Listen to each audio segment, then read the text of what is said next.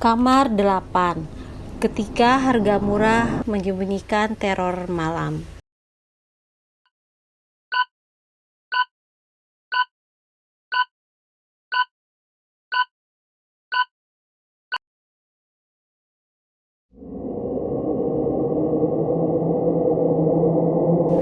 Sering banget kan kita dengar kosan jadi pilihan buat mahasiswa atau orang yang lagi cari tempat tinggal murah.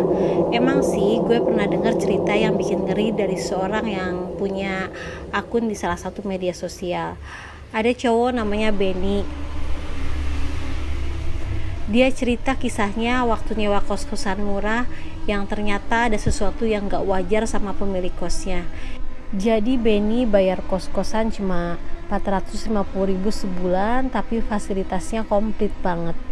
Dia dapat spring bed, kipas, bantal, guling, karpet, meja kursi buat belajar, lemari, air, listrik, dan wifi gratis.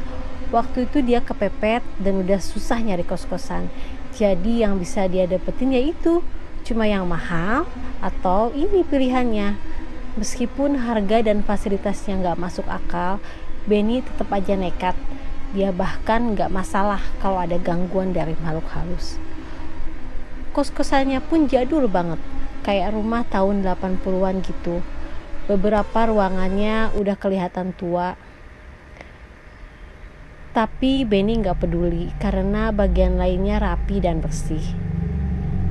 Kosannya ada 8 kamar dan 7 diantaranya udah diisi.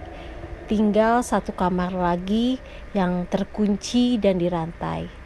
Nah, Benny sama temen-temen kosnya pernah iseng lihat dari jendela kamar yang kosong itu. Dan ternyata biasa aja, gak ada yang aneh. Tapi seperti yang Benny duga, kejadian aneh mulai sering terjadi di kosannya. Kadang-kadang dengar suara ramai kayak lagi ada ibu-ibu yang masak di dapur. Tapi pas dicek gak ada siapa-siapa. Atau suara piring pecah di dapur tengah malam dan kamar mandi yang tiba-tiba terkunci dari dalam.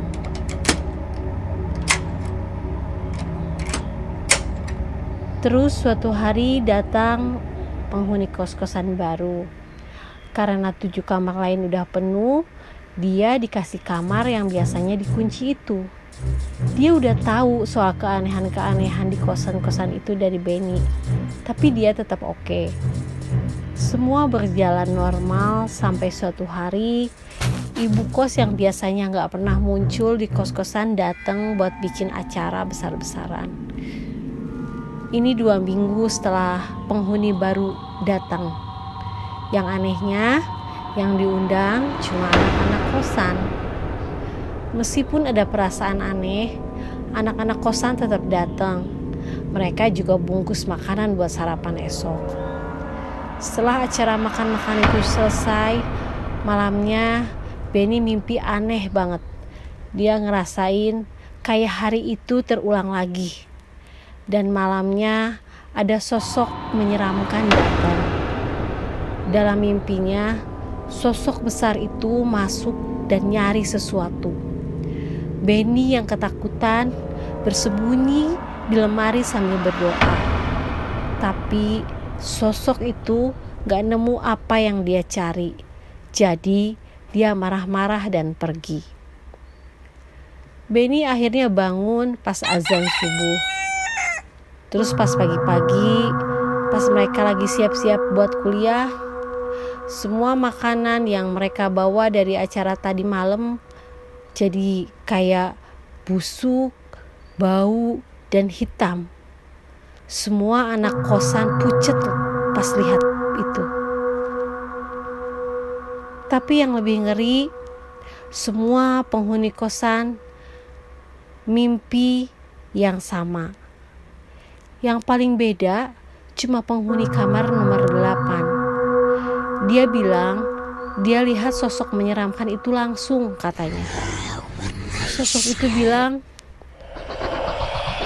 "Ketemu," sambil nyentuh keningnya terus pergi. Terus di punggungnya ada cakaran panjang yang gak berdarah. Pas mereka keluar kosan, ibu kos lagi ngepel halaman sambil senyum-senyum. Tapi pas Benny dan temennya nyapa, ibu kos langsung bengong. Malamnya, tiba-tiba penghuni kamar nomor 7 dan 8 demam dan kesakitan. Sampai guling-guling dan teriak-teriak saking sangat sakitnya. Warga sekitar datang buat bantu. Benny dan penghuni kos membacakan doa untuk membantu menenangkan penghuni kamar nomor 7 dan 8 tersebut. Setelah agak tenang, dua-duanya dibawa pulang. Warga juga saranin anak kosan lain buat pindah kalau mau hidup aman. Katanya, sosok menyeramkan yang datang ke mimpi mereka itu genderuwo yang nyari tumbal yang dijanjikan sama pemilik kosan. Akhirnya Benny sama anak kosan yang lain cabut dari kosan itu. Tapi kabarnya penghuni nomor 8 tetap sakit-sakitan sampai akhirnya dia meninggal dunia. Sampai sekarang kosan itu masih ada yang ngekos di sana. Tapi Benny saranin cari tempat kosan yang lain aja. Kecuali memang terpaksa. Tapi ingat, jangan menerima makanan apapun dari ibu kos. Terima kasih telah bergabung dalam perjalanan yang mencekam ini. Jika Anda menikmati video ini, jangan lupa untuk like, subscribe, dan tekan lonceng notifikasi agar tetap terhubung tentang cerita-cerita terbaru kami yang tak diketahui. Dan ingatlah, terkadang lebih baik mendengarkan peringatan dari masa lalu. Sampai jumpa lain waktu, tetap aman dan tetap ingin tahu.